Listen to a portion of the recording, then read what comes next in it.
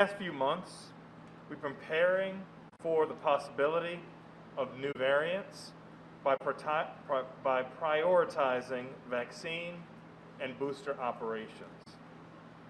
These efforts have gotten us to an 86% vaccination rate for residents 12 years and older, the highest rate in the state, according to the Maryland Department of Health. Just this week, we ramped up our testing operation, adding our 7th mobile testing site and a new employee testing site.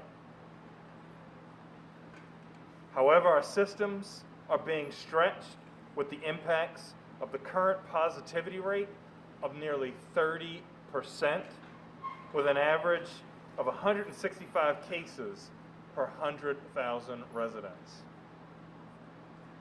Compare this to just a month ago, when our positivity rate was approximately 4% and our case rate was about 10 per 100,000. Our hospital currently has 63 COVID-19 patients in acute care and in ICU, compared to 7 patients just a month ago. And as we see nationally and statewide, this latest surge due to Delta and Omicron is overwhelming for us all. Many of our residents, families, workers are sick and may still get sick. Our healthcare workers, those in the front line, our EMS and paramedics are exhausted because they are working multiple shifts to make up for those who are out sick with COVID-19. This is true for our healthcare workers, our heroes at Howard County General Hospital, our county's only hospital. They have been sacrificing for our community, and we're so grateful for their partnership and collaboration for the last couple years. Throughout this pandemic, we provided $1.4 million to our hospital to continue building infrastructure and for additional patient capacity, much like the overflow tent we're in today. It has gotten tougher, however, this winter. From mid-December to early January, Howard County General Hospital saw more than a 400% increase in patients hospitalized with COVID-19. As more and more of our community seeks life-saving care, we cannot lose our nurses, doctors, technicians, and other healthcare heroes. For this reason, today, I'm committing $2 million to Howard County General Hospital to address critical staffing needs related to this surge. These are investments in our public health system, which are vital to our health, well-being, and our quality of life here in Howard County and beyond. We provided more than $24 million in federal relief dollars to support private and public workers across industries, including our fire and rescue services, paramedics, EMS, who were asked to serve, care, and support our community, while others were asked to stay home. Over this holiday season, while many of us were watching cases increase and determining if and how to safely gather, our hospital and health department were once again faced with exhaustive work that comes with a winter surge and a variant surge. And that's why over the holiday break, I was honored to provide $400,000 to our health department for critical needs pay. I want to personally thank our health officer, Dr. Mara Rossman, for being such an important partner. Howard County is grateful to have a resilient leader like Dr. Rossman. Healthcare workers on the front line have seen many of us on our worst days, and yet they still remain willing to help us. So please be mindful of the tremendous pressures our systems are having and the stress that that's causing. After 2 years, we are all tired of COVID-19. But we still have a responsibility to take the important actions to protect our community. Remember that we are still neighbors and we're all human. The circumstances we faced are overwhelming, but working together, being compassionate, being kind, and moving forward, we will get through this, and we'll get through it together. Thank you. Thank you, County Executive Ball. And now we'll hear from Dr. Shafiq Ahmed, who's the president here at Howard County General Hospital. Thank you, Angela. I'd like to first off start by thanking the county executive and the county government for their constant support throughout these past 2 years of the pandemic. I truly appreciate all of the great things that we have done as partners in this entire effort, and it makes me proud to be a Howard County resident. I know that there are limited resources and many other worthy requests for this kind of financial support. We are incredibly grateful to have received it. Like several other hospitals in our region, we have recently implemented what we are calling Critical Standards of Care Protocol, which is the standard of care framework that applies during disaster situations.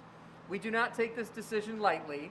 We have worked very hard to make the necessary adjustments to meet this growing demand of patients, as the county executive has just talked about, including converting additional beds to accommodate COVID patients, redeploying available staff to assist in these efforts, adjusting patient care models with high quality safety in mind, and transferring patients to other appropriate facilities. Yesterday, we had reached an all-time high in the number of patients during the pandemic, and earlier this week we had reported that we had approximately a 500% increase in patients who've been admitted to the hospital for COVID-19 since mid-December. This is a very challenging part of this latest phase of the pandemic. In addition to the number of patients and how sick they are, we have a much more limited labor situation now. Since before the COVID pandemic, we have had a 68% increase in the number of vacancies for jobs across the organization and a 10% increase in our attrition rate for these same employees. Like other hospitals in the region and across the country, due to vacancies, we rely on temporary or agency staff, and that agency cost has increased by more than 20 times since the beginning of the pandemic. So when we get funding like this, it is more and more critical to help us with these different types of needs. This funding from the county will help us with all of these staffing needs at a very, very critical time. So thank you again to my partners from the county. Thank you, Dr. Ahmed. And now we'll hear from Dr. Maura Rossman, who will provide Howard County's public health update.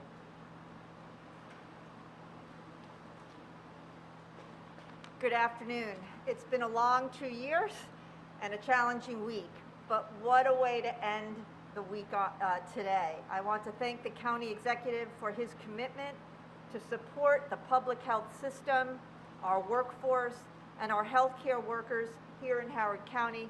And thank you, Dr. Ahmed, for your continued partnership. Investment in our workforce allows us to retain trained, experienced staff, which puts the Howard County Health Department in a better position to serve our residents. Much like the healthcare heroes at Howard County General Hospital, our public health heroes have been working around the clock for more than 2 years in response to this pandemic. Local health departments have been thrust into the public's awareness like never before and have answered this call with relentless work to provide guidance and education to the community on how to stay safe and healthy while facing this new virus. The funds provided to Howard County Health Department have been utilized for additional remuneration to support staff who have been performing critical work during our ongoing COVID-19 response over the past 2 years. Just as Dr. Ahmed mentioned, we too have workforce issues. This work that we've been doing includes the massive undertaking of administering nearly 125,000 COVID-19 vaccines, standing up weekly testing clinics, working closely with county schools, nursing homes, businesses, and other congregate settings to mitigate the spread of COVID-19, and answering thousands of phone calls and emails from residents. Much of this work has been performed by staff who continue to provide other public health services to our community.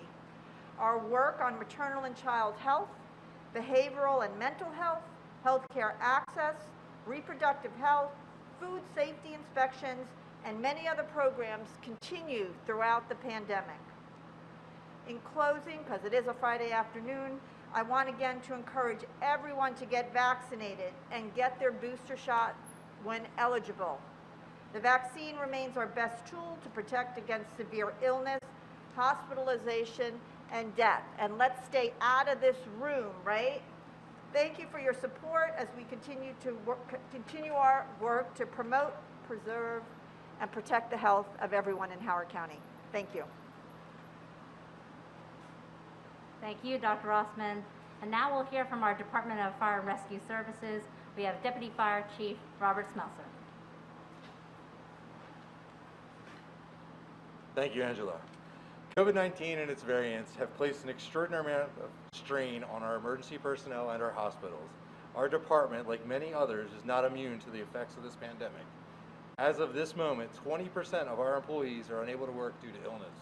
Our workforce has felt the impact of this virus from day one. We've had to come up with creative solutions to alleviate the stressors we're experiencing, such as utilizing day work personnel to supplement field staff, create EMS surge level protocols during peak times, triaging patients, and sometimes transporting patients to alternate destinations. And while field operations are the #1 priority, our departmental initiatives have also suffered as a result. We hope that the funding will provide new opportunities to assist our overwhelmed healthcare system as we look forward to continuing to work together with Howard County General Hospital and the Health Department to provide the best possible service. As always, if you are having a true medical emergency, please do not hesitate to call 911. We will continue to deliver the highest quality of care and meet the needs of our customers despite the circumstances. We appreciate the patience that the community has shown us, and we are thankful for your constant support. Finally, I would be remiss if I did not thank the providers from HCDFRS and the staff at Howard County General who have shown up, spent countless hours away from their families, and given their all for their patients during these trying times. Thank you. Thanks, Chief. Now we'll open it up to the press for any questions. Okay, there's a question for the executive. Go ahead. Can you ask the question, then I'll repeat it so our people on Facebook can hear it? We were just over to the school a month ago. We was opening up a seminary or testing. Personally, you guys was leading the county and leading the state with numbers down, with vaccinations, providing everything. How do you feel to see that they're going back up in order to get all you can prevent and pass it down? Given that Howard County is leading the state in various metrics and has been doing a lot on the forefront of the pandemic, how does it feel now to be where we're seeing increases in cases?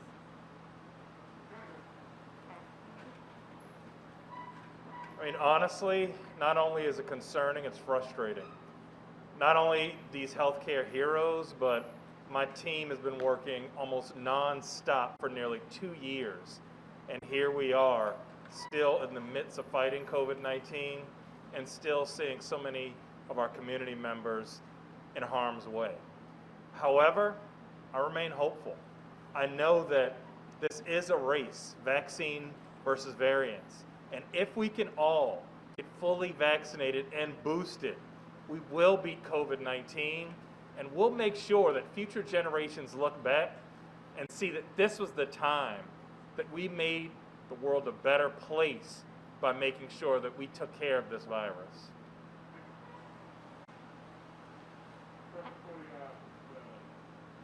Sure. There's a question for Deputy Chief. No, I'm sorry, the actual Okay, for Dr. Ahmed from the, doctor, yes. yep. You give $2 million, how do you stop other hospitals competing against you to take your staff? I mean, I know this will help the people, but what are you doing? How are you talking to them? Give them time off. What is your plan and how are you going to use this? While you're receiving $2 million in critical needs pay, how are you working to mitigate the competition against other hospitals?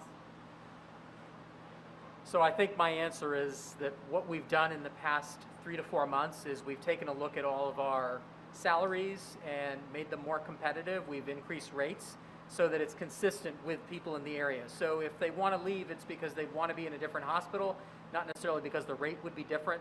So we've started working on that as well. That was something that was unanticipated, but we've risen to that challenge. And in some areas, we've risen the minimum of wages to $15, which were, for some people, under that as well. So I think those things will help us. Sorry for dominating, but I got No problem. a question for the young lady who's the doctor. Okay, Dr. Rossman, our health officer. Now, that's right, yes. Last time I talked to her, we were talking about kids, not just kids going back to school, but the smaller 5 and below kids. Is there any plan on how to, a lot of parents talk to us all the time, what do I do with my 8, 9, 10-year-old kid goes to school, but comes back home with something, and I can't get my 5 and below kids with shots. Right, What okay. can we do about it? Sure. Right now, the question is to Dr. Rossman. The question is, while there is vaccine available for the older kids, what can families do given that the 5 and younger are unvaccinated? Good to see you again. So we'll start with the vaccination that we've all mentioned. So if you have a child that's under the age of 5 and not yet eligible for a vaccine, the first thing that you should make sure is that everyone in the family who is eligible has not only their primary series, but booster shot. You're creating a bubble around your loved one who's not able to be vaccinated, in this case, your 0 to 4-year-old. The second thing to do is use masks when you go outside or inside rather, in public places. And make sure if you have a child that the mask that they're wearing is well fitted, comfortable, and one that they'll keep on their face most of the time, if not all of the time. Things. The same question to the executive, and that's all them doctors. But you guys work together, the same question to you that I did to them. I'm asking you the same question. I asked them, but how do you feel to see your numbers spike? When you was leaving the state in a good way. How do you, I was asking her the same question. How do you feel as you guys are talking? How do you feel about it? You know you were doing the best you could, and the numbers went down. Same question, how do you feel? So one, it's disappointing, huh? How many times have we thought we've finally gotten through a wave and we were seeing the light at the end of the tunnel, only to have another wave come our way? And right now we're seeing higher numbers than we did a year ago. So at best, it's disappointing. But Angela used the term to describe me as resilient. And when I have a battle or a fight or a challenge, I'm not going to give up until we figure out what are the best strategies. And it's not just me. You have almost 300 public health professionals, heroes behind me, who 7 days a week are equally resilient and passionate to figuring this out. And as Dr. Ball says, I think every time I see him, we will get through this. And we just have to believe and keep on doing the things that are recommended. Now, does it also take a leader? I mean, you guys obviously have been in conversation all the time. A leader to listen to you, to obviously you know to listening and taking your advice.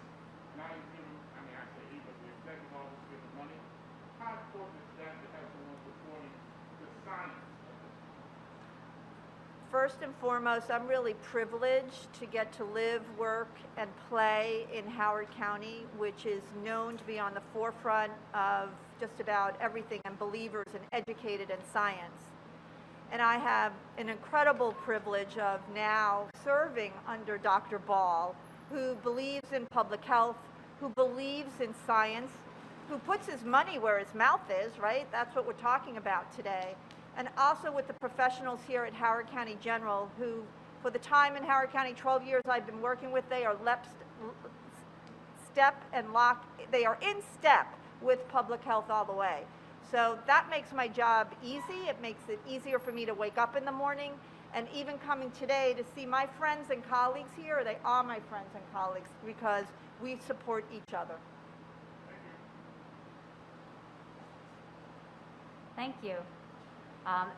Given that there are no more questions from the press, we want to thank those who have joined on Facebook and thank you for joining today. Happy Friday.